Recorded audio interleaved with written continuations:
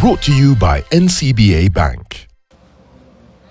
On to business news. The government has been cautioned against seeking additional debt from the international market due to high interest rates and a looming global recession. In its pre-budget review, global audit firm Ernst & Young says the government should also make provisions to safeguard against geopolitical shocks that could impact on Kenya's supply chain. Here is Jimmy Mbongo with the report.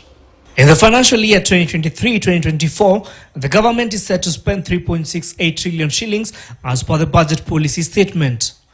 The Kenya Revenue Authority is expected to collect over 2.89 trillion, creating a 720.1 billion shillings deficit, which is expected to be financed through debt. But just how will KRA meet its 2.89 trillion shillings target? According to experts, the government needs to prioritize its investment and invest in impact-driven sectors. When Tunisia is doing 32.5, if Kenya you do 32.5, do mathematics. We don't need to borrow any money. We can be able to fund our 3.6. Is agriculture. Don't forget that agriculture contributes 40% of our GDP, employs 70% of our people.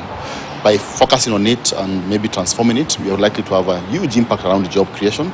The other one is manufacturing. Manufacturing has got a huge potential of creating jobs, generating foreign currency for us, and also substituting foreign currency that we use to import other goods. And again, that's a sector that, if we got right, that would be beneficial for our country. The National Treasury has already signaled its intention to float a sovereign bond to bridge the financing gap, though experts have cautioned it against the intentions to go back to the international market for another facility.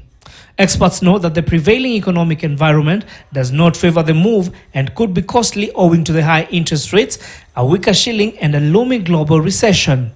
The government had issued a public notice requesting for expression of interest for an international lead for the issuance of an international sovereign bond, indicating its intention to go back to the international capital market ahead of its 2023-2024 financial year.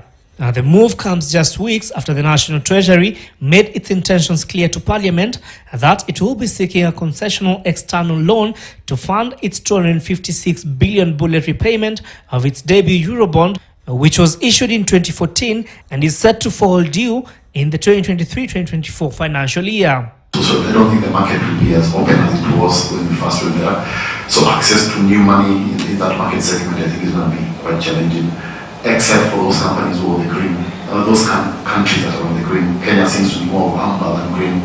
So definitely to need to convince investors that we will not slide down that journey. And there's a reason to that, just because there's been a lot of borrowing during the boom. So many countries access that market. Jimmy Mbongo, KTN.